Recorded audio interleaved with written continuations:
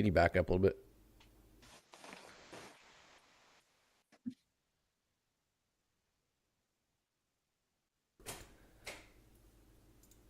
Welcome to Dodgers Dogs as part of the Dodgers Daily Network. Hey, that is correct. You're not seeing a ghost. That is Austin Brubaker right there, man. Hey, Austin, we missed the hell out of you. I know you've been super busy as of late. We have not even had a chance to catch up since Great Lakes ended their season. So, man, welcome back in. Super excited to get you back on the show. Yeah, it's really exciting to be back here, Casey. Super grateful for Dodgers Daily. Super grateful for this channel, for this opportunity to be able to come to interact with you, Casey, and interact with the fans as well. Absolutely love it. Been a little bit crazy, trying to figure out where life is settling down from the craziness of the season. On the road, I'm constantly on the go during the Great Lakes season, that once it ends, and especially once it doesn't end with a playoff run, it's well, what do I do now? I don't know what I'm doing right now. Things are starting to settle back in place a little bit. I'm super happy to be here and ready to talk some Dodgers baseball, because tonight is critical for the season of the Dodgers, as I'm sure everybody is aware of. We have not got your thoughts. Continue on with where you're at with this club. Yeah, so with this club, obviously, I've had a chance to come on a couple of times over the course past couple of weeks or so, maybe once or twice. This team has been, especially on the starting pitching rise, just been ravaged by injuries. It is a piecemeal together to try to fit what they need to fit into the starting rotation, which is interesting because going into the season, that was very much a very needed goal. That's why we were so excited that they got Yoshinobu Yamamoto. Is because they needed that frontline ace starting pitcher to help anchor them through the postseason. That's why we were so excited with the Tyler Glass now. Things seem to have fallen apart a lot on that end for this team. Where I'm at with this team right now, we'll talk a little bit about how to get to the postseason in just a minute, even though they're already in the postseason. But as far as postseason positioning, what they have to do over the next couple of days, we'll talk about for just a second. Where I'm at with this team, I'm a little bit, as everybody is, uncomfortable with where the pitching is right now. Uncomfortable. Yes. Uncomfortable, which is not where I wanted to be, because I want this team to be as airtight as they possibly can be going into the postseason. That's not going to happen this year for this team. However, where this team is going to end up and how far they're going to go into the postseason is going to rely directly on how a lot of their star players are going to do during the postseason. During past postseasons, we've seen some of their star players during short series, give it a limited sample size, haven't been able to always step up in those big time moments. I believe their pitching is going to give them at least opportunities to be able to win a lot of these big games. Similar to last night. Yes. I mean, even last night, they limited the Padres to just 4 runs. Yeah, that should give this offense, with the firepower that it has, enough opportunities to be able to score enough runs, especially when you have the best player in the game of baseball, Shohei Ohtani, and 2 other Hall of Fame type hitters at the top of the lineup. That should give your offense enough to be able to go and score enough runs during the postseason. This Dodgers team is going to ride and die during this postseason with how their offense is going to be able to do. They need to get some help from some of their pitching to try to keep them into ball games as much as they can. I like a lot of the pieces on this offense. I've been a huge fan of what Tommy Edman has been able to do with this club. Just love the versatility and the bat to ball skill. It's exactly the type of player that I think really helps this team. It needs to come together. They need to play smart, fundamental baseball, and they need to have their offense anchor. It's time for their superstars to step up, because if you're relying on the starting pitching to carry you through this postseason, there's been too many injuries. I don't think that is where your best bet is going to be. It's going to be with this offense, and then for the bullpen to help clamp down as best as they can. It is definitely very worrisome. It is not a comfortable feeling going into October right now. However, when you have some of the best players in the game of baseball, that gives you a chance. The Dodgers do have a chance. They're going to have to find a way to overcome that. And I think it starts with, first, they got to win at least, at a bare minimum, one of the next 2 games against the San Diego Padres. one of the next two gets them 2 up going into the final weekend, in which case you're in good shape. You're in good shape going forward, winning the National League West, getting that bye, and allowing your team, your bullpen particularly, to get some rest.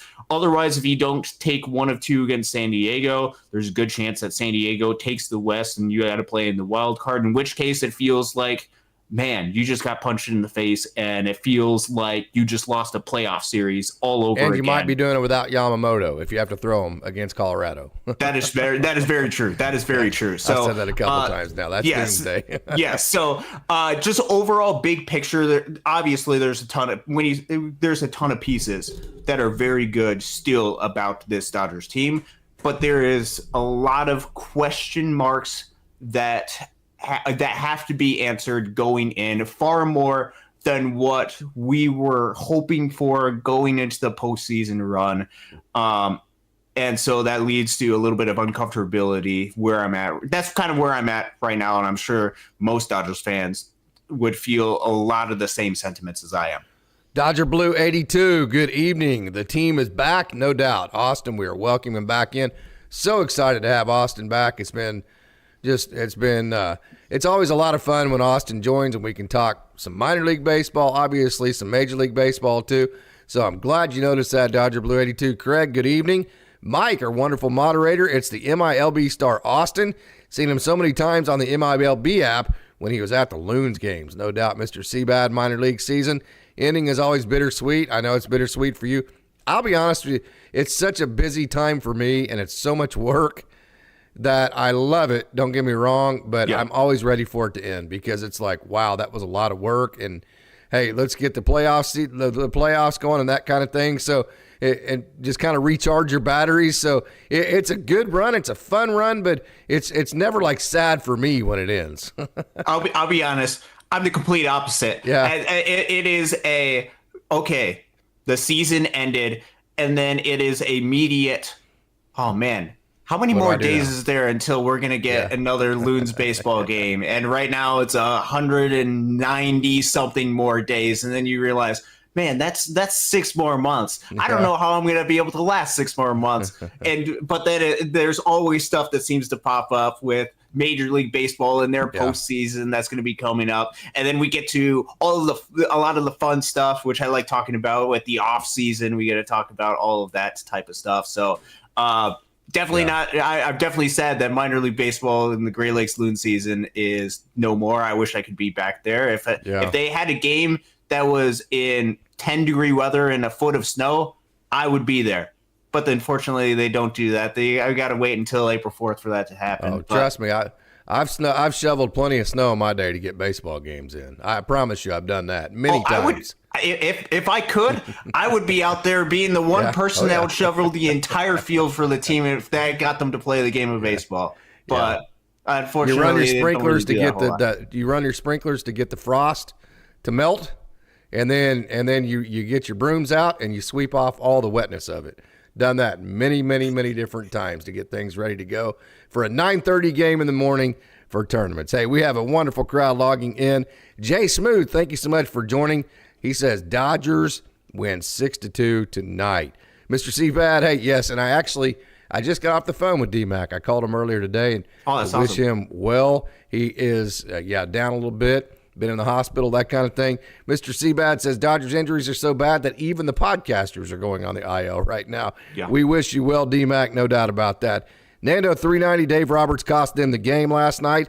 That and Miguel Rojas being slower than a sloth. Yes, no doubt about that. That's one of those deals. We'll talk a little bit about last night's game. Coach Holt and I got into it pretty heavy. We gave some pretty opinionated thoughts on that.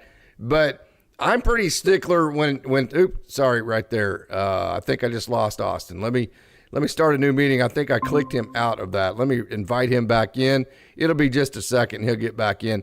But one of the things that we mentioned this morning with Coach Holt was that kind of the 12-hour rule is what we go by. You have 12 hours to kind of cry about it and that kind of deal. And then, which I cried as hard as anybody about it this morning. I was venting pretty hard. So, hey, there's Austin right there. Sorry, that was my fault, man. I hit the hang up button. So let me get the reverse mirror going back on here. There we go. There's that beautiful Great Lakes hat.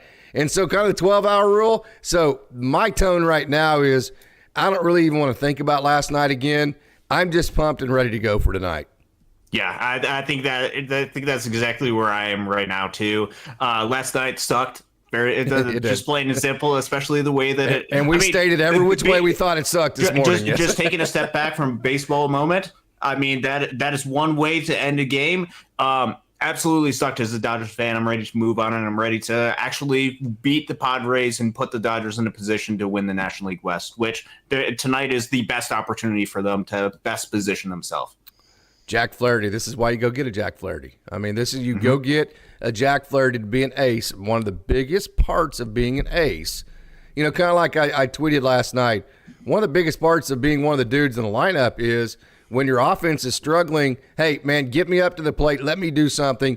I will create a spark and get some runs in for this team. That's what a dude's supposed to do in a lineup. Aces are supposed to be stoppers. They're supposed to be the guy, the old Rick Sutcliffe. Give me the damn ball, right? That kind of deal. Give me the ball. Let me go get a win. Jack Flaherty, what he's done to this point, okay. Yeah, I mean, cool. It's been a good trade line acquisition. He goes out and shoves tonight and wins tonight. It takes a different level of awesomeness as far as the Dodgers acquiring him, in my opinion. Yes, it takes it to a different level of awesomeness. It also takes the Dodgers to the necessary step that they need if they want to advance farther during the postseason. Yes, their offense needs to help carry them, but they also need some production from the pitching side. And right now, Jack Flaherty, you would anticipate him being the guy that would be most likely to help carry this team in the postseason because of what he's done throughout the course of this season during his time in Los Angeles, dating back to his time earlier in the season in Detroit. They got him from Detroit for a very clear reason. It's because he's been one of the best pitchers in the game of baseball throughout the course of this regular season. It's time for him to be able to showcase that. The Dodgers acquired him to start in postseason games. Believe it or not, tonight basically is a postseason game, or what is going to feel like a postseason game for this Dodgers team if they want to advance and reach the capability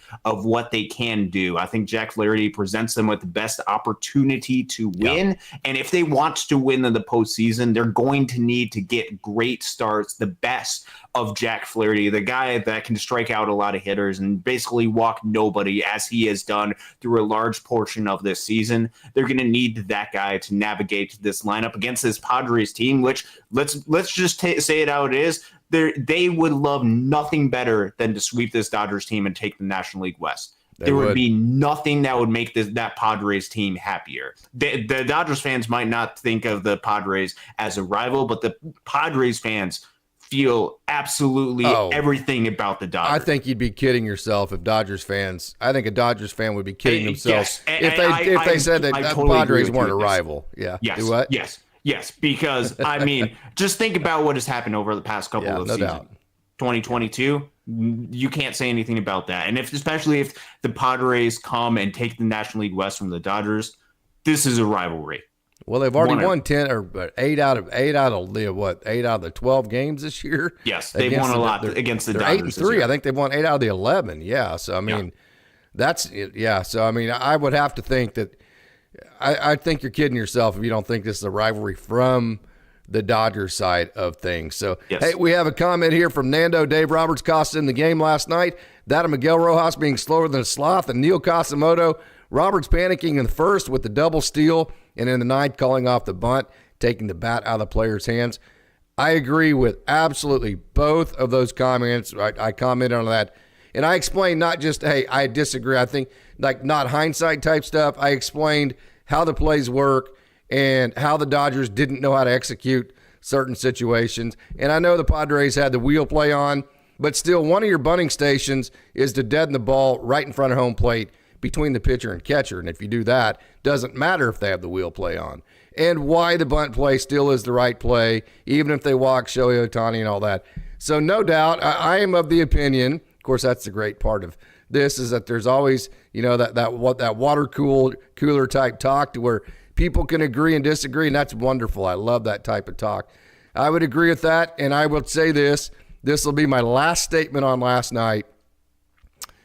I agree that Dave Roberts panicked a little bit there and tried to force the issue. That was one of my themes this morning. And just our players are good enough. Just trust the fact that our players are good enough. Let the players go out there and win or lose. That would be my suggestion. I mean, who am I? I'm just a guy behind a microphone. That's coached high school baseball. Don't get me wrong. But that's just kind of how I feel right now. Yeah, no, I totally get that. And I believe that, I like most people do, that Miguel Rojas should have bunted there. I'm not a fan of the bunt in a lot of situations, a little bit more new school in that, giving up and out, not something I don't necessarily like bunting either, but there are situations. But there are certain situations, and that seemed to be one of them, especially because not only do you have Shohei Ohtani coming up, but you also have the guys coming in behind him that are going to present yourself put yourself in the best possible situation to win. It sucks. That's not what happened. The double steal in the first, something I actually saw quite a bit at the lower levels in the minor, something that, especially when Austin Chubb was the manager of Great Lakes, he was able to make that work a couple of different times. It's very hard to make that work at the professional level, though, when you're at the major league level. And those moves were very, very questionable. Obviously, you're not anticipating Miguel Rojas to hit into a triple play to end the game. But still, you want to be smart about it. Even a double play means that there's 2 outs, and that's the last thing that you want. But here's my response to that. And I said this is the last thing I was going to say, and I always do that because things come to my mind. I was talking to D-Mac, and he brought up a great point. So Rojas isn't very fast, right? Mm-hmm. And he makes a lot of contact, right? Yes. So him hitting into a double play would not be a surprise to anybody because he's going to put the ball in play, and he's not fast. Now, the triple play part surprised everybody. Yeah. But a double play, I don't think anybody would have been surprised by that. So that's another major factor that says, okay, the guy is very likely to hit a double play because he's going to put it in play. He's not fast. And then you go for the tie at home because you get last at bats. So there's just a whole lot of, even the analytics side of that, I think would have to side on the bunt. So I agree. I think Dave Roberts just needs to just relax, let the players win, let Jack Flaherty shove. And as Jeff Roll says, Flaherty's going to have to be near perfect. Tonight, Cease has been nearly unhittable lately, and we are not likely to get many runs off of him. I'll say this, too. It's going to be very interesting. Jack Flaherty doesn't have a lot of swing and miss because he gets chase, but the Padres are a great contact team, and they are a great base hit team. I think that potentially could be somewhat of a kryptonite to a Jack Flaherty type pitch mix. Yeah, I don't think you're wrong right there. That's one of the things that the Padres have going for them. That's one of the getting a player like a Luis Arias can do for you, and getting those types of players, seeing what Jurickson Profar has done, which he went from being one of the least valuable players in the game of baseball in 2023 by so many metrics to being one of the more valuable players in all of baseball. One of the best stories throughout this season.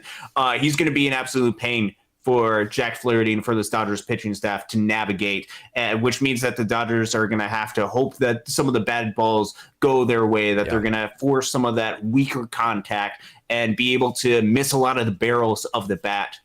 That's going to be key for this Dodgers team. That's going to be key for Jack Flaherty. Is not always going to be about getting that chase. It's going to be about finding the right place to place the baseball in order to generate the weak contact. Yeah, very good point, Austin. That's absolutely spot on. Nando bringing his A game tonight.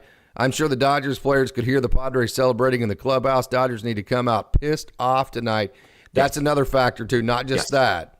But is there any less of a edge to the Padres because they did qualify for the playoffs last night? That's something I don't think is being talked about enough. I think part of the motivation of the Padres, yes, to beat the Dodgers. But I think, hey, let's just get the playoffs clinched first. I think that's part of it. I obviously, that's a big accomplishment, especially when last year the Padres did not make the postseason. They had gotten really close to making it to the World Series the year prior. I think they are really motivated regardless of what they're doing. I don't know what the day after the celebration, usually there can be some cause for a come out a little bit flat after that, which I'm thinking it's something that the Dodgers got to be hoping for a little bit, as those those Padres hitters come out a little bit flat, a little bit of after the day after the celebration. But I think the Padres took some time to celebrate, but they also understand the main goal. And I think their main goal right now is to win the National League West. And I think they see themselves, and which is true because they have the tiebreaker, they control their own destiny, which means if they take care of everything that they need to, they're going to win the National League West. And it is the Dodgers' job to put a stop to the Padres' goals,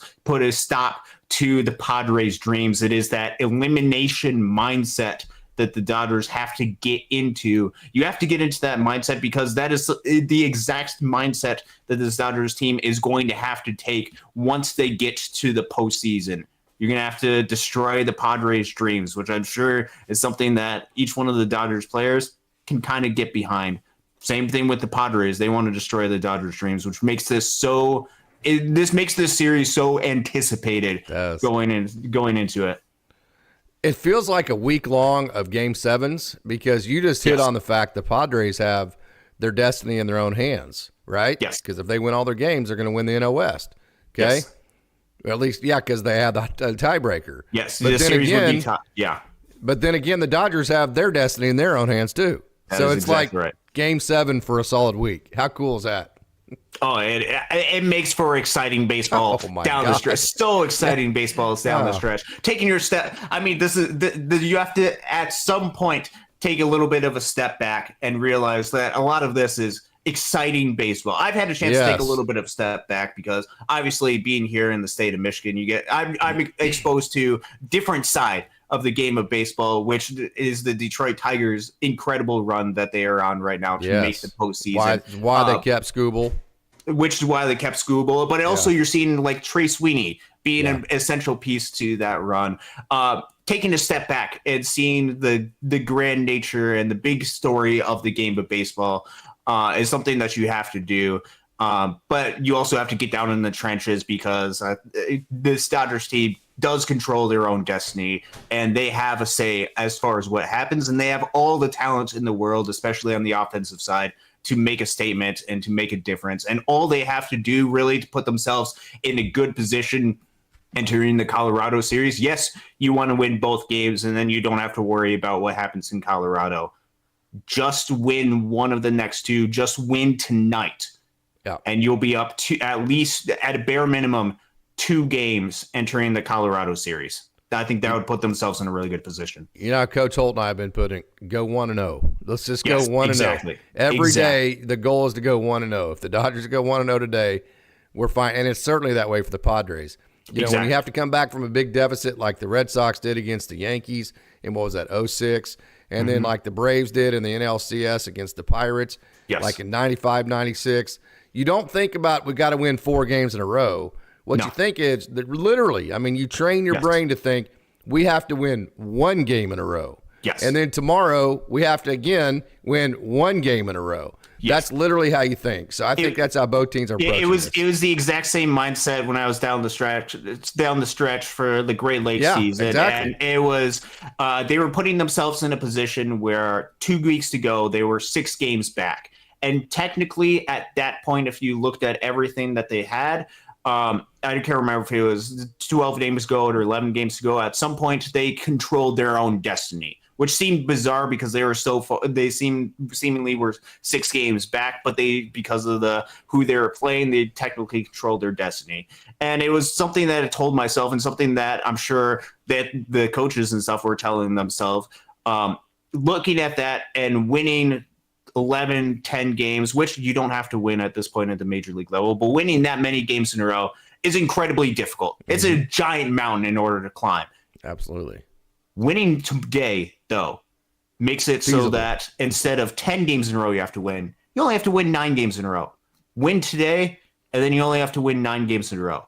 And then it becomes a little bit of a snowball. You win tomorrow as well, you only have to win 8 games in a row. Now let's apply that to this series. Let's apply it for the Padres perspective. You have to win. Let's just say you control your own destinies. Let's just put themselves in the mindset to where they have to think they have to win 5 games in a row.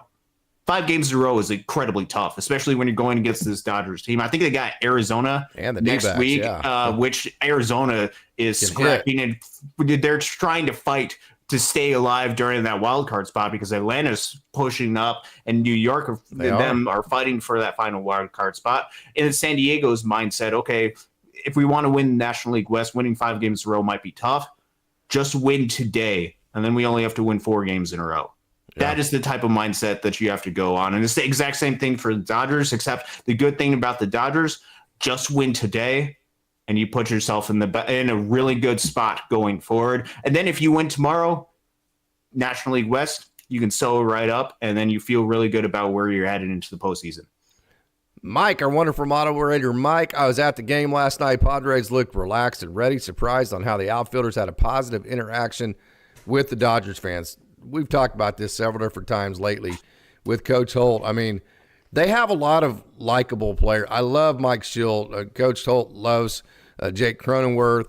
Jurickson Profar was one of our favorites when he is with the Dodgers.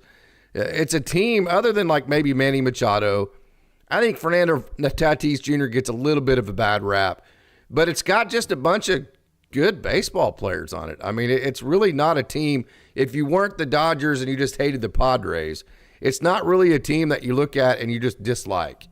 Yeah, each one of the baseball teams, as much as you might hate the organization, as much as you might hate the history, and as much heartbreak as you might have because of the success that they have had or what they have done in the past or whatever, has a lot of players on it that went up through the exact same journey that we're seeing with a lot of these minor league players that have fought for their careers. And Donovan Solano played at Oklahoma City. I saw him many times. Mm-hmm.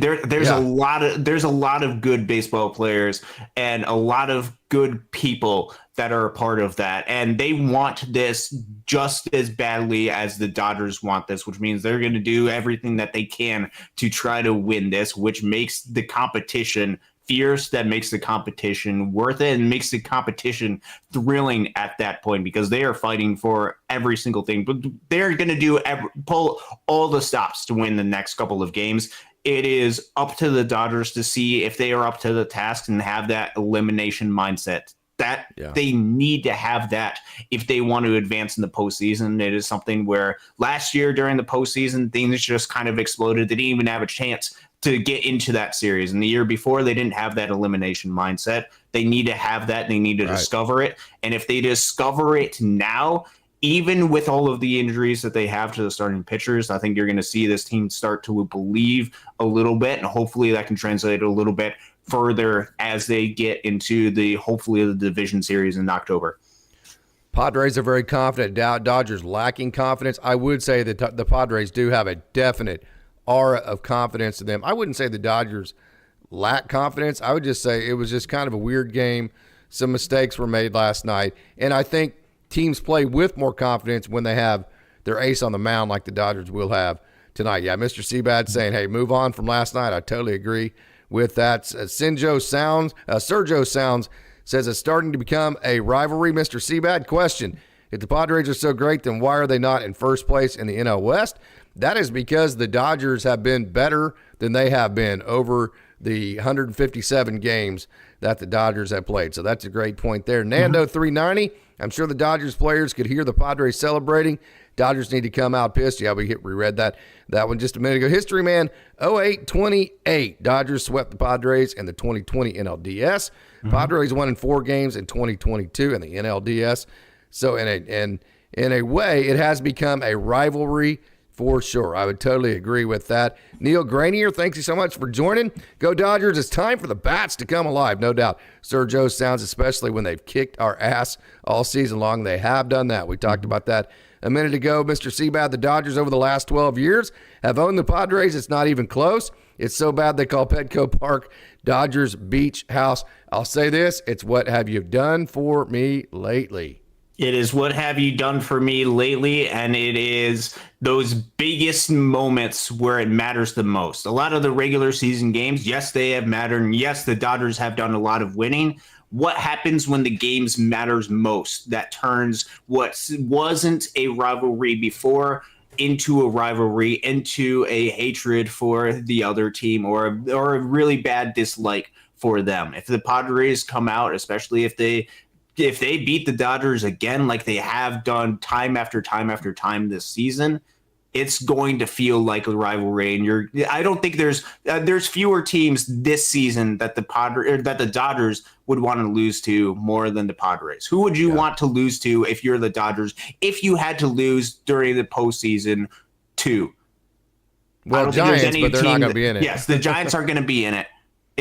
Since it's not the Giants, they're going to be in it. I would say probably the Padres. That's the team I don't want to lose to. Probably the Padres.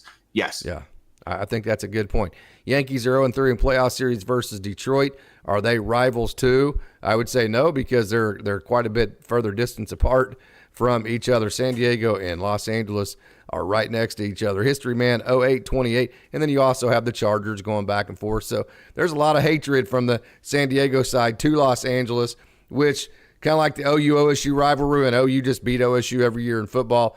OU tried to act like that we weren't their rival until, guess what? Oklahoma State started beating them a couple times, beat them the last 2 times at home. Now all of a sudden you're starting to see the same venom spread from OU fans towards OSU. So once that other team starts winning, especially when they're the underdog, you really start seeing that rivalry start heating up. Craig Osterberg, it's time for the big boys to step up. We have home field advantage. That's a great point, Craig. RJM 0021, every pitcher has their problems, and Cease has been on good run. Let's hope he struggles today, especially with them celebrating last night. Yeah, that celebration, I was surprised they did that. I just don't see any. I know it's exciting and all that. You made the playoffs, so what? I mean, that's something the Padres should do with their roster. I just don't know why you give the Dodgers the bulletin board material like they did last night. Mr. Seabad, Dodgers-Giants rivalry goes back 120 years. That's the rivalry, always has been. Absolutely, 100%. Absolutely. No doubt about that. Los Dodgers, World Series champs, says Nando 390. Sir Joe Sounds. The rivalry is fizzling out. Yeah, history man. Hey, Padres Diamondbacks will be more of a rivalry then. And then Dodgers-Giants isn't as fun if only one team is doing good. I agree with that. Mm-hmm. Yep, I think that's absolutely right. Your rivals can ebb and flow over time depending on the success of the teams. Right now, recently, the Padres have had a little bit more success than what the Giants have had.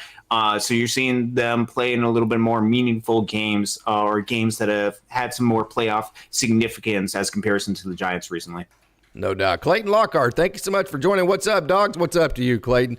I just smashed that like button. Everybody else needs to smash that like button too. Yeah, Mike says, I was nervous when Edgardo Henriquez came in. I'll say this, they don't have a book on him. If they just don't swing at all the pitches that aren't strikes, it would be a struggle for him. His command is very, very difficult right now. So I am very nervous when he comes in as well. I personally don't think he is ready for the high leverage moments at the major league level, especially once major league hitters figure out which pitches not to swing at. And then really the only off-speed pitch that he throws in the strike zone is his very hittable slider. So I'm concerned with Edgardo Henriquez. Doesn't mean that he won't come in and have good fortune like he did. I thought last night was more fortunate than it was good for him, but we'll see. I mean, it's a situation to where throw him out there. Let's see what we got. And let's see if he can help. Yeah, with Edgardo, first off, big congratulations to Edgardo. He was a guy coming back from injury, went from Rancho as a starting pitcher and just ascended like an absolute rocket throughout this system. I got maybe 10 games with Edgardo Henriquez in Great Lakes, and I was very apparent that especially the stuff that he has was absolutely unbelievable with the velocity, with some of the movement on some of his pitchers. There's a struggle with some of the command, but he was able to overcome that at a lot of the levels that he was at because of the overpowering stuff and he did last night, which is something that he's going to be able to get away with a lot throughout his career. So first off, huge congratulations. This is something that we rarely see a guy go from Rancho all the way up through the system and end up in Los Angeles by the end of the year. Coming off of injury, I've never seen it. Yes. This is something that it's not 100% surprising because during the offseason, they were going to add him to the Rule 5 draft no matter what. It's kind of a similar situation to last year when they called up a Kyle Hurt and brought him up to the big leagues because they knew that they needed to add him and protect him from the Rule 5 draft. Might as well see what he has towards the end of the season. This time it just happened to be in a game that was a little bit more meaningful because the Dodgers are very much still fighting for playoff positioning at this point. With Edgardo Henriquez, I don't believe that he's a completely finished product at this point. I think there's a lot of things that he needs to work on in order to help maximize the stuff and the capabilities that he has. His stuff is incredibly exciting. He was going to have to be added and protected from the Rule 5 draft at some point. Throwing his arm out there, I think is a sign of things to come for the future. I think it points to a tremendous success story from this farm system throughout the course of this season. I think it brings some excitement to this Dodgers for a lot of their pieces that are going to be coming up. With him, I wouldn't probably rely on him during the postseason. I think there's other arms that you can utilize that would be a little bit more predictable going forward. Which I think that's what I'm looking for this Dodgers and the postseason. As far as the arms that I want to use, as I want a little bit more predictability and reliability for some of them, because I want. I know that the offense is going to have to score in order to make it big during this postseason. Edgardo Henriquez is very much a wild card. Could be amazing because the stuff is absolutely electric, but it's also a big jump, a big learning curve to be able to do and make that jump. So super excited for Edgardo. It's very rare that I see somebody in Great Lakes this season and see them in LA by the end of the season. It is one for the history books, and he has such a bright future going ahead for this team. We'll see what the Dodgers' plan is for him going forward. I'm not holding my breath as far as the rest of 2024, but for the future, I'm buying stock in this kid. Yeah. Well, I mean, I think you hit it on the head. I think this is more of, hey, we're going to have to protect him anyways because he's Rule 5 eligible. So we're going to have to put him on the 40-man in the offseason anyway, so why don't we just bring him up and get him a little bit of action at the end? I think we're closer to that right now than actually evaluating him for a postseason spot, unless he goes out and just completely dominates, of which I didn't see domination last night. He was 98-99. I thought that the Padres helped him a couple times. He gave up a double. I mean, it wasn't like, oh, wow, holy smokes, look at that. I mean, that guy's just over. I mean, I didn't get that feeling from it. So, I mean, I think you hit the nail on the head. I think this is a Rule 5 deal. You're going to have to put him on the roster anyways. Might as well see what he has, exactly like they did Kyle Hurt. I mean, exactly like they did. Not to say I could be wrong there. Not to say that that's not how they think today. But then 2 days from tomorrow, they've changed their mind, right? Yeah. I don't think they had intentions of bringing him up necessarily. And then they're like, well, hey, might as well because we're going to have to put him on. So that brings up the next question from Jay. Do you think that if they have a bullpen game, how do they line it up? I do think Landon Knack has a chance to be a part of a bullpen game just because he can give you 4 or 5 innings. Yeah, I think you can utilize Landon Knack as kind of that bulk inning type pitcher. And I think he could have a very valuable role for this Dodgers team heading into a postseason series. Thinking back to last postseason series, you didn't really have that bulk inning type pitcher that you really wanted to have. You had like a guy like an Emmett Sheehan who could come up there and you could provide that, but you only had one of those guys. I think you're going to need to have at least an additional one of those guys that can provide a little bit of length for some of those bullpen type games. Let's say, for example, they're planning on a game 3 or a game 4 that's a bullpen type of game, which I think could be the case for this Dodgers team. Depending on how Buehler does tomorrow night. Yes. So let's talk about that. If Walker Buehler does not do great, let's say that he goes out and pitches in a game 3 and the bullpen has to eat up a lot of innings during that game 3. During that game 4, if it's already a scheduled bullpen type game, you're going to need to have some arms that can provide a little bit of length. And I think Landon Knack presents that in a really good way. and could provide some length for this Dodgers team out of the bullpen. I think you need to be prepared in that possible situation, because right now I'm not very comfortable with what Walker Buehler is going to do during the postseason. Yet I think he is one of those arms that the Dodgers are going to throw out there during the postseason, just because of circumstance and possibly where they Kershaw. Are. Possibly Kershaw, possibly Gonsolin, depending on what they do. They could throw out some of those arms that could potentially provide them length.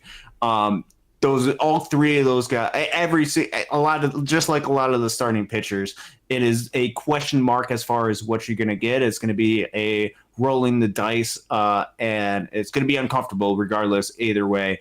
I think somebody that can provide some length, like a Landon Knack, I think is going to be important to have in this Dodgers bullpen in case the bullpen gets taxed early in some of the games, especially if it's a Yamamoto only is able to go a couple of innings and Buehler's only able to go a couple of innings. You need to have some protection behind that.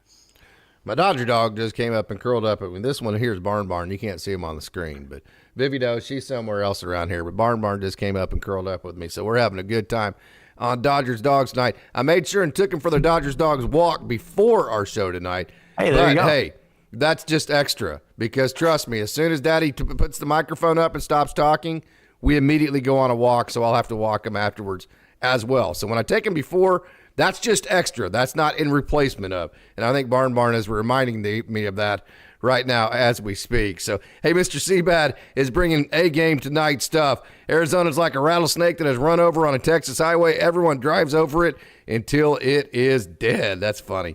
Sir Joe sounds crazy how the season is going down to the wire thanks to the injuries and the starting pitchers. No doubt about that.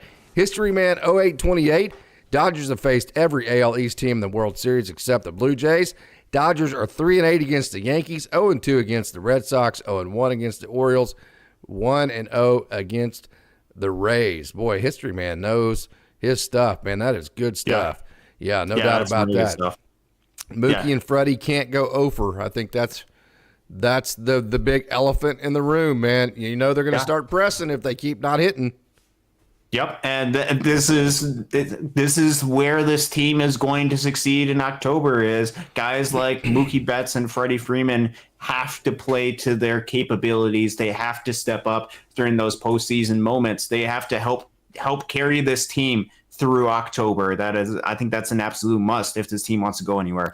I agree. No doubt about that. History and some more history of baseball. Tigers-White Sox is one of the oldest rivalries among pairs of teams who have never met in the postseason to date. And they also, to me, the biggest common history Tigers and White Sox have is they both had real cool old stadiums that they couldn't figure out how to renovate. Man. Yes. I'm sure Comerica's nice. You were there a couple months ago. You got to see Gavin Stone and say hi to him while he was there. I remember that. But, gosh, just the old Tiger Stadium was just so cool.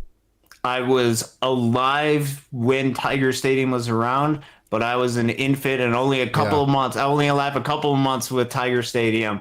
Really disappointed I didn't get a chance to check out that place. But, that's a really interesting fact about Tigers White Sox. They will be meeting this weekend on what's a pretty big series for here in the state of Michigan. Yeah. Jeff Roll, we need to definitely get one of these next two because going to Colorado is not going to be a picnic. We were lucky to take two from them at home. And then also, you just don't want to have to just stress everybody for all 27 outs in that elevation and create that type of jet lag. We mentioned that a couple of times. So these next two games, it's amazing how you play 162 games, and then you're like, oh, this is like a must-win game. And you're like, how can one game in a 162-game season be a must-win? But it does feel like that. Yeah, it does feel like that, and especially when you look at Colorado, which Colorado played their hearts out during the series against the Dodgers just a couple of days ago. And especially if you go back to Colorado, I think they feel very much cheated out of a game between themselves and the Dodgers from earlier this season with that crazy game in Colorado that happened back in, June, July. I think they're going to be, even though their season is over, if it comes down to that series against the Rockies, I think they're still going to be motivated to try to beat the Dodgers as well. And especially with it being a guy like a Charlie Blackmon, who's been a professional throughout his career, his final week in a Rockies uniform, they're not going to go down without a fight. So a lot of this is coming down to these next 2 games against the Padres, because you don't want to give San Diego the opportunity with 3 games to go to control their destiny and hope that San Diego loses at least one of the games against Arizona, and then you have to find a way to sweep Colorado in Colorado. Yeah, I would agree. Sergio sounds it's going to be an emotional roller coaster night. Orlando, good evening. Thank you so much for joining. This series will indicate the outcome in our playoff run. It could, definitely could. Ran Matendo 77, Ohtani leadoff home run. That'd be nice. Delirium 9 says Emmett Sheehan and Ryan Pepio didn't even make the NLDS roster last year. I was horrified that Pepio was missing based on how he pitched in August and September. I'm bracing for similar this year. Yeah, that's a burn on my side. Yes, I think Pepio was part of the NLDS roster, but guess who they didn't turn to in Game 3? Yeah, he was able to pitch. He was going to pitch Game 4, so he was on the roster. He just got leaped over by Lance Lynn. Yeah, that's one that we don't want to get into too deep because it's more than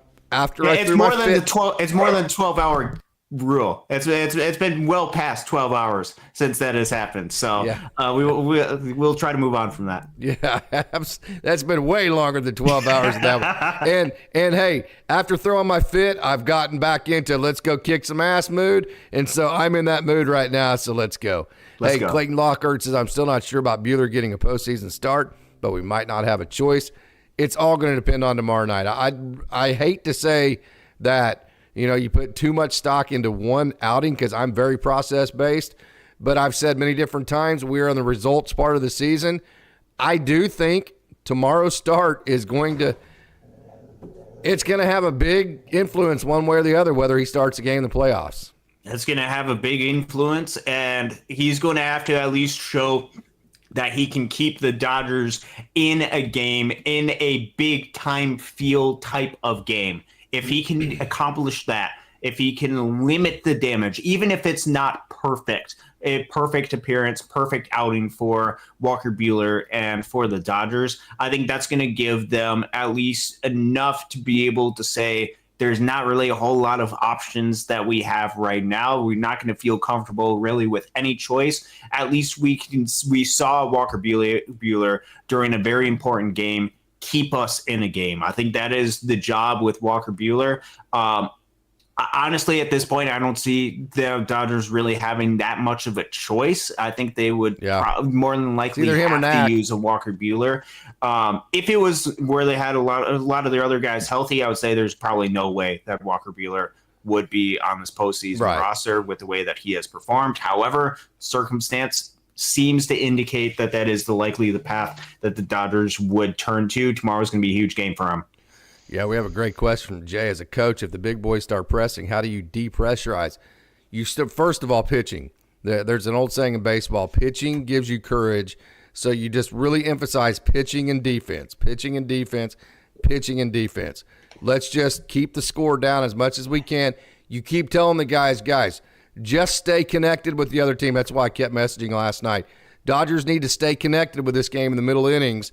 So when they make the run in the late innings, instead of being down 3, they're just down 1 like they were last Sunday, right? Yeah. So really what the message becomes is, guys, quit worrying about the results. Just keep thinking about quality at-bats. So what makes it – because quality at-bats are attainable. More so, the results a lot of times are out of your hands. You hit the ball as soon as it leaves your bat. You can't guide where the ball goes, right? Unless you hit a home run. So what you tell them is, okay, at least 6 pitches, okay? At least 6 pitches and at bat. That qualifies as a quality at bat. Even if you get out, any kind of hard contact, 95 miles an hour over, that's a quality at bat. Obviously, getting on base in any way, shape, or form is a quality at bat. So then what you do is you write there up on the bulletin board, you say, guys, in a 27-out game, if we have 20 quality at-bats for the entire team, the odds will say that we are going to win this game. So then every time there's a quality at-bat, you say out loud, "Atta baby, quality at-bat." You make sure it's in the biggest writing you can on the bulletin board, and you tick off quality at-bat. So you have 20, 19, 18, 17. So then the players can start seeing that you're clicking off quality at-bats instead of obsessing about the results on the board. It works like magic. And so now they're working towards just having a quality at-bat instead of a result that probably only has about a 25% chance of actually happening. And then all of a sudden you become process-based in a results-based game, and then that's what gets you relaxed. I don't know if I explained that properly, but that's how I've been explained to by like Gary Ward, and all the many different coaches that have won national championships. Some have won world championships. Many guys that have played professional baseball. That's how it's been explained and taught to me. Yeah, no, that makes a lot of sense, and it is those quality plate appearances, the quality contact, the ability to get on base, those small things that you do throughout the course that over the long run are going to lead to far more victories than they will losses. So I think doing a lot of those things, doing all the little things well, the fundamentals, and staying with what you are able to control is going to lead to a lot of good things. And I think keeping that focus on quality at bats, as opposed to you got to hit a home run during this plate appearance. I think quality at bat, or even get a hit. You don't have to get a hit. You just have to have quality at bat. Exactly. I think that is a really good way to put it. So the odds, you're a statistician, right? Yes. So the odds are the more quality at bats you put together, the more likely you are to score runs, right? Yes. And the more likely you are to score runs, the more likely you are to win. Yes. I mean, and all the things that you identified, hard contact. Yes. Love that. That leads to a lot more hits. You talked about taking a lot of pitches. At least you talked about 6 pitches, plate appearances, leading to quality at bat. I think that is a very good thing that taxes the other team's pitches. And also, once you get deeper and deeper into account, I think that's going to lead to a lot of good things for you offensively. And then getting on base, obviously, there's been a bigger emphasis on base percentage over the past couple of decades or so, past decade or so. Very much a good thing. If you get a lot of people on base, you're putting a lot of pressure. That's very much a good thing, and that's going to lead to a lot of success. Doing those small little things, the quality at bats, I think is going to lead to a lot of good things. 100%. That was like our number one go-to. That, and then we had a freebies chart. Like, walks was a freebie, errors were freebies, and so we kept track of like a certain amount of freebies and we lose, right? No matter what. Yeah. If you give a certain amount of freebies, you lose. If you give a certain amount of not freebies, then you win, right? Mm-hmm. So we always tried to hit our freebies mark and our quality at bats at mark. And so if at the end of the game as a head coach, I looked and I said, guys, we hit our mark on freebies, we hit our mark on quality at bats, and we lost the game, I got no problems with you. I mean, it's baseball. It's competition. Sometimes you don't win. But I can tell you this, if we do that every single game that we play, we will win a hell of a lot more than we lose. Yep, that is exactly right. Okay, Tony Forkush, as we roll on here, sorry to hear about D-Mac. Yeah, I talked to D-Mac just a little bit ago, having some back issues. Hey, Ing says, take the next 2 games. Go Dodgers. When Charlie Blackmon, this is Colossal Jaguar, when Charlie Blackmon shaves, we're going to lose our minds. We're not going to know who he is, no doubt about that. They're going to find it like probably a small animal inside that thing, too. Jeff Roll, there are must-win games because of games we threw away back in June, July, etc.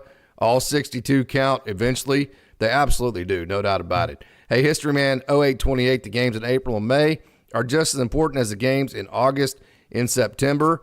I agree. Cole, hey, boys, good to see you. Hey, good to have you in the chat there. Cole, we have just a wonderful crowd logging in. Question, do you think Lux's recent struggles is a result of so many platoon days? I do think that is a large part of it. I think also there's ups and downs to every season. Feels like that is getting him out of his rhythm. I would totally agree. I've said that's an excuse, though. Hey, just like we talked about Landon Knack today, okay? Mm-hmm. I mean, Gavin Lux will be the first one to tell you That's an excuse. I can't use that as an excuse. When they put me in the lineup, my job is to go out there and do my job and gather hits, regardless of what my role is. When I'm out there in Dodger blue, and I have to produce. Yep, I think that's exactly right. You can talk about the philosophy as far as what doing the matchup game does and how certain players are able to adapt to that. With Gavin Lux, I think it's a little bit of both. I think certainly that plays a part into it. I think the up and down of the season, long season after missing all of last season could be a part of it. But I don't think the using the platoon thing can be really used in it as a crutch. You can use that as part of the explanation, but you can't blame a player for that because we're seeing other teams have a lot of success with it. One of the reasons why the Tigers are doing as well as they are doing right now is they use every single player on their bench almost every single game for a lot of the platoon type advantages. It can work. Right now, Gavin Lux just seems to be struggling right now, and it's frustrating because we saw him start to re-identify himself with the type of hitter that I know that he can be. But I still, with him, up and down in the season, a little bit part of that. There's a lot of different reasons as far as where it can be. I just know that for this Dodgers team heading into the postseason, they got to put out the best players that they possibly can and the hottest players that are on the team. It can't be you've been part of the team this whole year, so we're just going to play you out there. Yeah, like I think if you started tomorrow, I mean, the question is, do you put Kike over there and say the heck with it and go with the hot hand, that kind of deal. So yeah. Hey, Sergio Sound says we don't have the starting pitching or depth to start as a wild card team, but we do have the offense. This is an offense that could score 700 runs in 3 games, and it wouldn't matter what the pitching does. So the Dodgers may be a little bit thin on pitching for that, but they do have an offense. I still say the Dodgers roster offensively can do things offensively that no other roster in the game can do. Now, you would be relying on them to actually do that, and they haven't been doing that as of late, but they certainly are capable. Yes. No, this Dodgers team, with how far they're going to go, yes, their pitching is lacking. They have to perform offensively to go far in this postseason. Luckily for the Dodgers, they do have the lineup that can produce and can perform offensively during a postseason run. They're going to have to step up and do it. Yeah, we have a comment about Jason Hayward. In his last 7 games for the Astros, he's hitting 176. So he has, I don't know how that would be used for the Dodgers as a right fielder only. And as a matter of fact, as you look at his hit chart right here, he has 1, 2, 3, 4. He has 4 hits in his last, he has 4, and that's 8, 11, 12, 13, 15, 18, 22. He's 4 for his last 22. And he's hitting 222 this month, and he's hitting, 176 in his last 7 games, and he only plays one position. So it's spilt milk either way, but I just don't see any way the Dodgers didn't make the right decision there. He has not been in any way, shape, or form good for the Astros. And by the way, he chose not to work his way back into the lineup like everybody else did. He chose to become a free agent and go play for somebody else. So it is what it is. Yeah, I wish Jason Hayward nothing but the best over there, even though he is playing for Houston right now. He was a good part of this organization. He was a veteran-type player. However, if you look at this team, especially with Mookie Betts going back to right field, I just don't see the lineup opportunities for him to be able to contribute when you have a lot of the other guys that are a part of this to make it sufficiently worth it for that move. So I agreed with the move, especially with the way that he was producing at the time. He's not part of the equation for the future for the Dodgers. I wish him nothing but the best, and I'm sure there's going to be times when he's going to prove otherwise because he is a professional hitter and he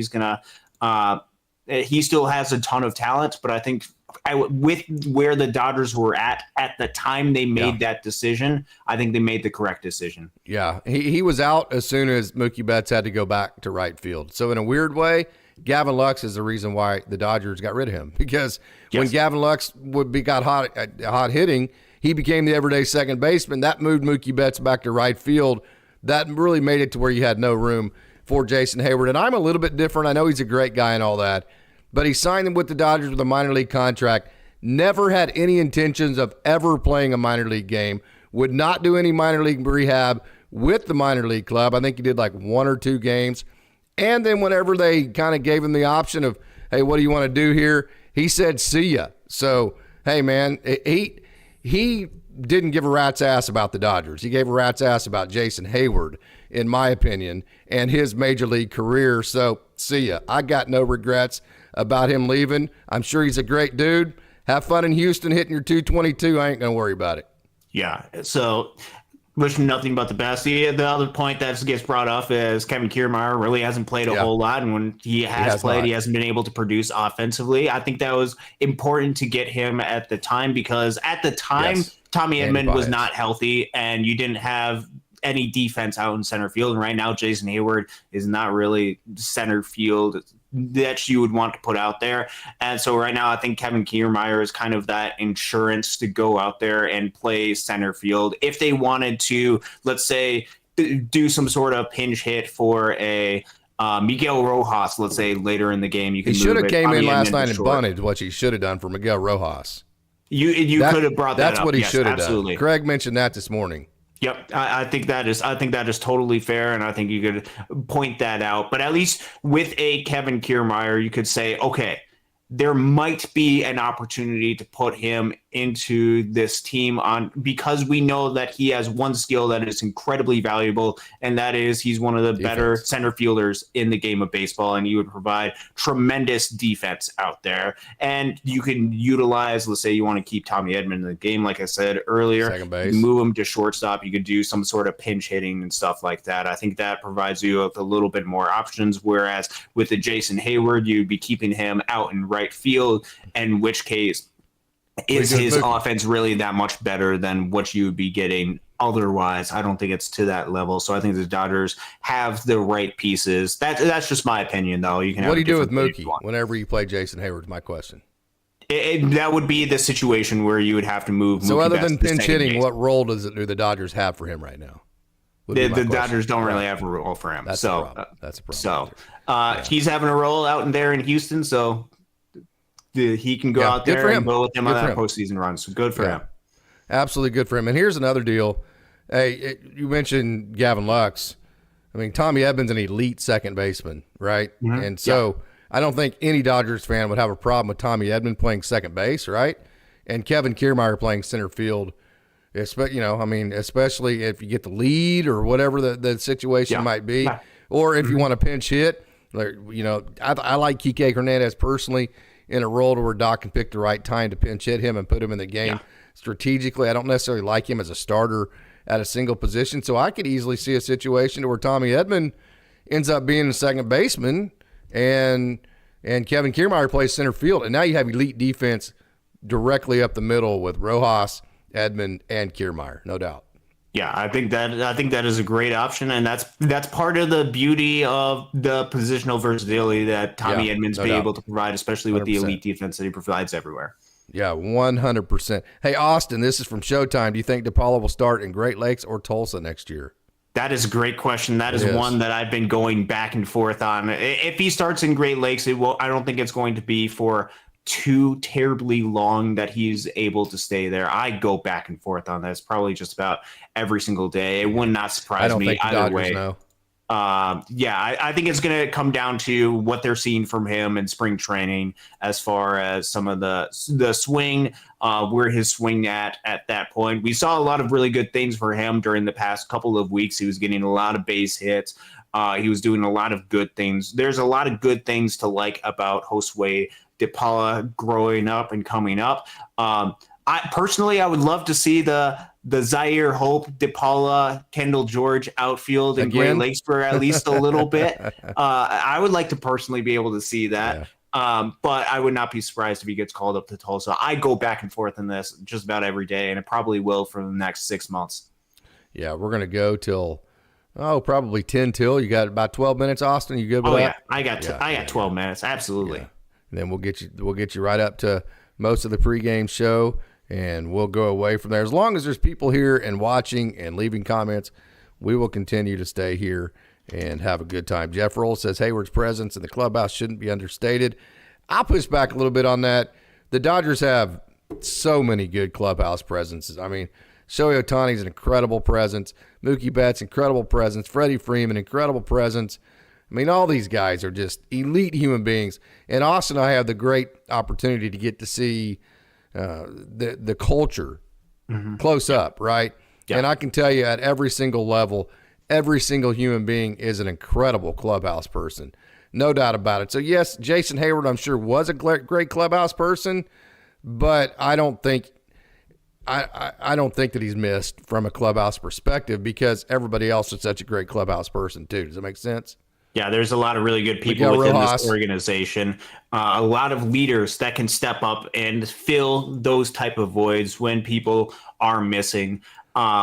I'm sure there might be a little bit of something that is missing from there, but they've got too many people to use that as any type of excuse for this team. And they've got a culture that is built up to where when guys come up, they are embedded into this culture, and it is a really good culture, and it should be something where it leads to a lot of success. Yeah, absolutely. Absolutely. So, okay. Who's going to make the postseason roster? Kiermaier or Andy Pages or Chris Taylor? 2 out of those 3. Who's going to get left out? Really good question. Man, you are. That is the question that they're because it comes down. I say Taylor because you're not wasting. You're not just releasing him like you would be in the regular season because you owe him money, but you're not. You're not also putting him in situations that are costing you huge games. Yes, that would be, and especially, I think that very well could be the case, especially because one of the issues that you could have with that is you would be, okay, so you're keeping 2 additional outfielders. What about if something happens and you need to play something with the infield? You do have the ability with Tommy Edman to be able to play the infield. You do have Kike Hernandez. You also have the ability to move Mookie Betts from the outfield to the infield as well. So I think that presents you with some opportunities there. If you were to talk about which bat would I feel most comfortable with, or what I would like the most, coming into a big time moment, pinch hitting type of moment. Personally, I would like Andy Pages. I don't know if that's where the Dodgers feel. What was that? On or off? You want him on the roster? If you're talking about out of those 3 hitters, if you're talking about a pinch hit environment right now, who would I feel most comfortable with? I would put Andy Pages in there. So you pinch hit Andy Pages and you bring in Kevin Kiermaier to play defense. Yes, that leaves out Chris Taylor. I think that's the big thing with Kevin Kiermaier that is could potentially lead him onto this roster, is wanting to maneuver and having him for a late defensive replacement. Now, the reason why I could potentially see Kevin Kiermaier left off, which I'm not predicting and I don't think will be the case, is because that would eliminate one of the bench bats that you could potentially use during a pinch hitting type of environment. But the reason why I'm not really taking that into account as much is because with this Dodgers lineup, and because they seem to be pretty healthy right now, there shouldn't be too many opportunities when you're looking for a pinch hitting type of role. I think a lot of this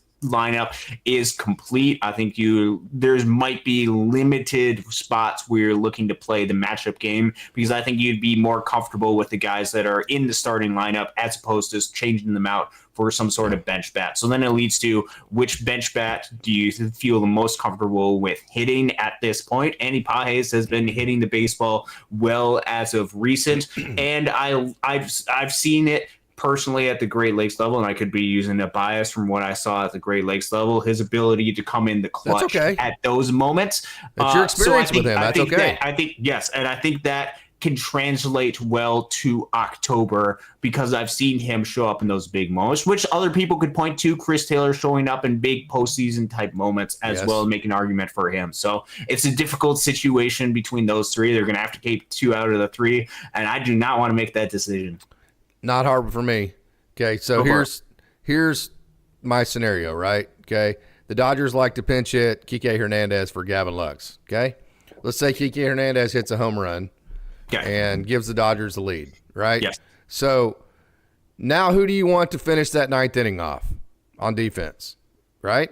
So I know who I want. I want Tommy Edman at second base, and I want Kevin Kiermaier in center field, right? And then let's say that happens in the fifth inning. Now you still have Andy Pages as big bat coming off the bench, and he can play outfield. That's true. And do whatever you need.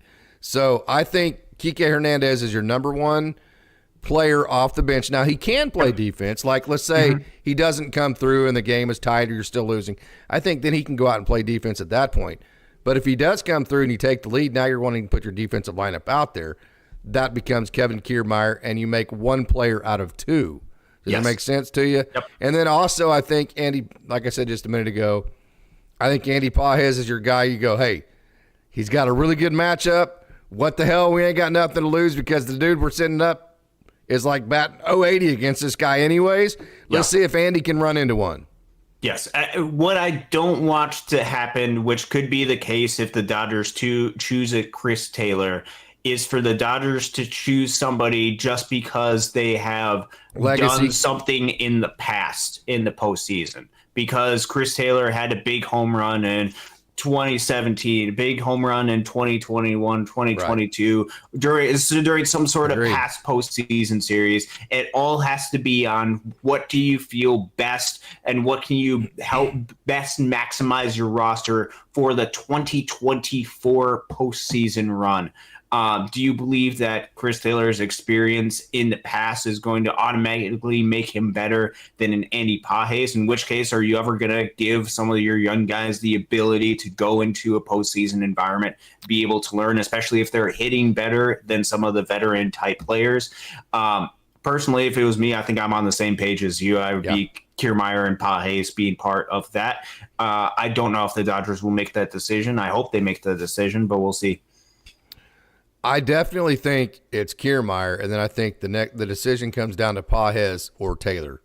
That's at least how I would work out the equation. Does that make sense to you? I think you're right with that. Yeah, that's the process of elimination for me. So, hey, we have had a wonderful crowd, and I know Dodgers fans are getting ready for a huge game tonight. Nail-biting time. Let me ask you this question. We have about 5 minutes left here. Can the Dodgers win a World Series if Mookie Betts and Freddie Freeman struggle like they have in the playoffs recently? No. Is their lineup good enough to overcome that offensively and their pitching? So the pitching is where I have a lot of the question marks. The rest of the offense, I think, can help pick up some of the slack. I think a Max Muncy or a Will Smith can get hot and really help this team really carry itself. But if you're getting a lot of offers from a Mookie Betts and a Freddie Freeman, that decreases your odds very dramatically, especially because you're relying a lot on this bullpen and a lot of unpredictability. If it's something where, especially if these series go longer or as the Dodgers start to dig themselves into a little bit of a hole and Freddie Freeman and Mookie Betts are not hitting, then you are in some very serious trouble if you're this Dodgers team. They're going to have to capitalize. They're going to have to attack early, and they're going to have to put themselves in the best position to win. And what I want to see for this Dodgers team in this postseason, I want them to see them win game one and not get into a hole and feel like deja vu all over again. That's what I want to see, and I think that's going to start with, I think that the most likely outcome of this Dodgers team is going to be successful happens when all of their offensive pieces are living up to a lot of their capabilities. So I find it very difficult to see this Dodgers team advancing far if both Mookie Betts and Freddie Freeman struggle. They can. Will Smith's good enough. Teo Hernandez is good enough. Max Muncy's good enough. Shohei Ohtani's definitely good enough. Yes. And then between Miguel Rojas, Tommy Edman, Gavin Lux, one of those guys we've seen can get hot, very hot. Matter of fact, very hot. Yeah. So the lineup is lengthy enough, and I'm going to say this again. I like to do these in mathematical equations because that's what helps me, kind of my coaching brain, make sense of how we have to game plan towards this. So if Jack Flaherty and Yoshinobu Yamamoto both win their games, right? in a best 4 out of 7, okay? Then between your bullpen game and Walker Buehler, all you got to do is go 500 in those games. That's, I think, where Dodgers fans are freaking out. You're going, we're going to have a bullpen game. We're going to have Walker Buehler throw. That's fine. You don't have to win all those games. The games you do have to win is the game tonight. Like when Jack Flaherty's throwing, you have to win that game. When Yoshinobu Yamamoto is throwing, you have to win that game. If you go 2-0 in the Flaherty and Yamamoto games, the Dodgers, well, let's put it to you this way. You're up 2-0 in the series because Flaherty and Yamamoto won their games, right? And then between Walker Buehler and the bullpen game, you win 1 out of those 2. Well, now you're up 3-1 in the series. I mean, you have a stranglehold on it. You see how that math works? So I think literally this game comes down to Dodgers fans are freaking out. We lost a game last night. Landon Ack pitched, whatever, okay? This postseason comes down to can Jack Flaherty and Yoshinobu Yamamoto win the games when they pitch? I think it's as simple as that. If you do that, you put yourself in a good position. You relieve so much pressure that is on this team. And you put yourself, especially with this offense that it has the capability to do so much and has so much ceiling behind it, you can go far. This Dodgers team still has all the talent in the world to be able to do a lot of stuff. It looks bleak. I know a lot of, especially if you go on social media, it's all the world is falling apart. This Dodgers team is still really talented, and they still are going to have a really good chance to do a lot of good things during this October. They got to play to their potential when it matters most. Let's hope that they're able to do so. Austin, it's been a lot of fun. Any final thoughts? Yeah, tonight's going to be a huge game. Tonight is going to be one of. I don't want it to come down to tomorrow to make it a one of those games. No way. Tonight, if the Dodgers win tonight, you're gonna wake up feeling so much better with the chance to win the National League West. And after the Padres had celebrated in Dodger Stadium, be able to celebrate for the Dodgers when the Padres are still in town in Dodger Stadium. It all starts with tonight. Tonight, you can't emphasize how big of a game this is for the Dodgers because you don't want to open up that door even more or leave the door cracked even more for the Padres for this division. Because if you leave it cracked open a little bit more, pretty soon that door is going to be wide open for the Padres to start running through and running past the Dodgers. Tonight's a huge game for them. They have the pitcher that they want. They're ace right now for the Dodgers. Who they went and got. This is who they went and got. They traded a couple of pretty good pieces in order to get him. These are the type of moments that you have to succeed in. It is up to for the Dodgers to put it to bed yesterday's frustration, yesterday's struggles, and get that elimination mindset. Tonight is the night to be able to do so. Let's go Dodgers. You got to beat the Padres. What an amazing crowd we have. We definitely attract the best baseball fans. Just the tempo and the tone of the crowd tonight, Austin, after what happened last night was amazing. So, hey, thank you so much to all you out there. That was absolutely wonderful. Austin, I know you've been super busy. It is absolutely awesome to see your face again and to get back on the air with you. So thank you so much for joining, my man. Absolutely. Thanks for having me on, Casey. We're going to have to do a lot more of these as we continue to go forward for what is going to be a long postseason run. All right. Until next time, hey, what a huge game tonight. It is going to be simply fantastic. I want to thank everybody for tuning in. It's a great day to be a Dodger.